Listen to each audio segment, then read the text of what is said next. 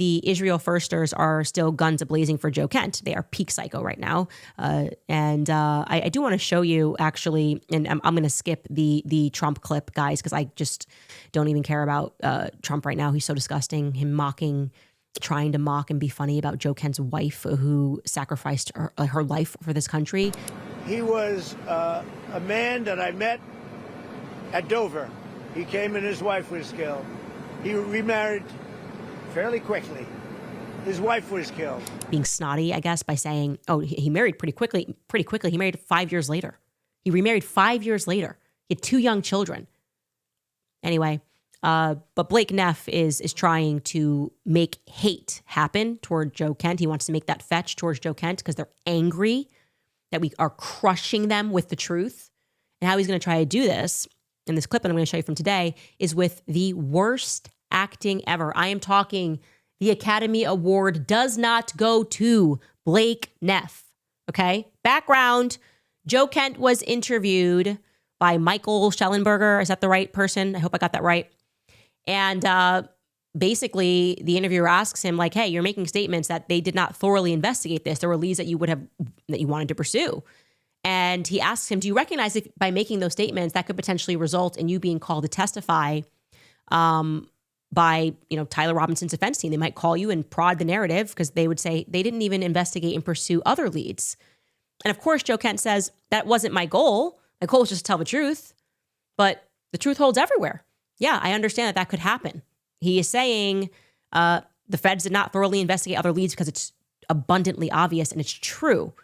And so if they called you to testify, if they called me to testify in the defense, okay. Hey, Candace, did you hear that Erica? Yes, I did hear that. Hey, Candace, did you hear? Yes, I did hear that. The truth doesn't play offense or defense. It's just the truth.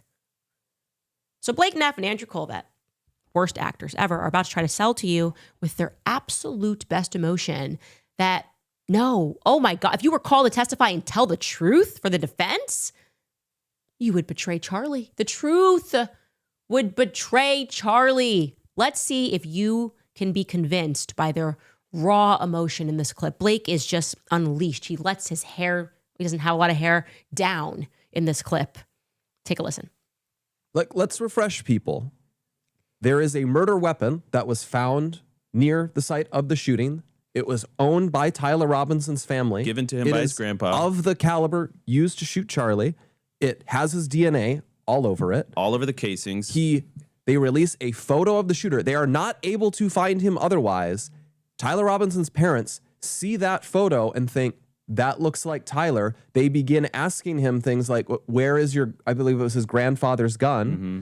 They start asking him this. Tyler Robinson starts talking like he might kill himself. They get a friend of the family to sit down with him. He admits that it's him. They get him to drive up to Orem and turn himself in. His parents helped him turn him in. And we run into people who say that didn't happen or that's fabricated. There's digital confessions. There's digital confessions, but also his parents are out there. They have never stepped forward and said this is a lie.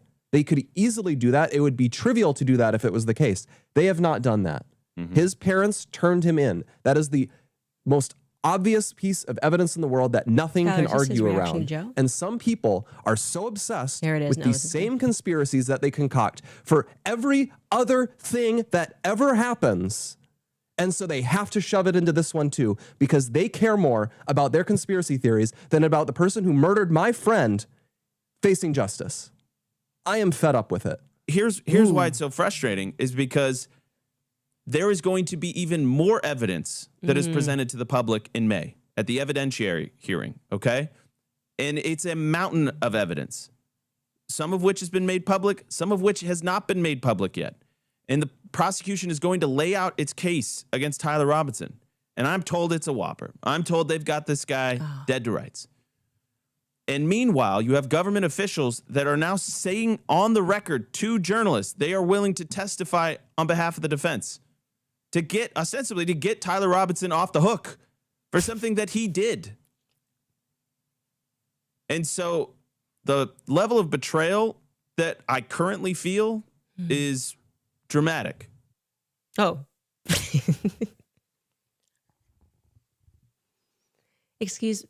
Pardon my French.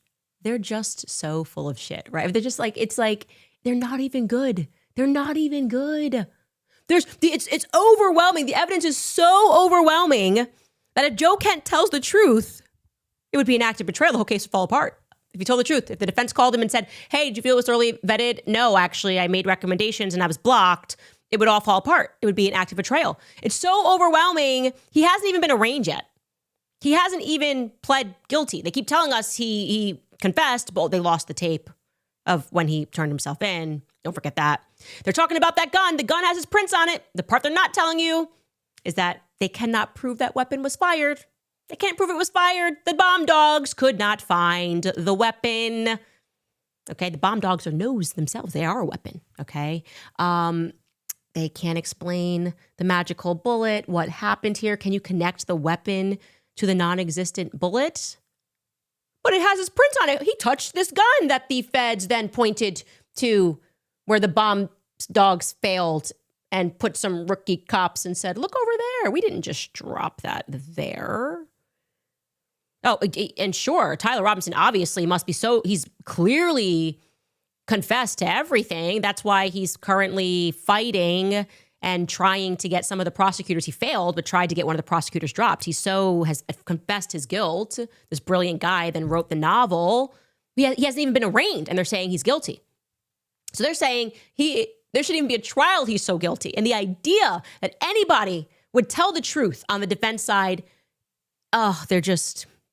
they're overwhelmed because the evidence is so overwhelming. It gets bigger every time they talk, by the way. Now it's a mountain of evidence. It's a mountain.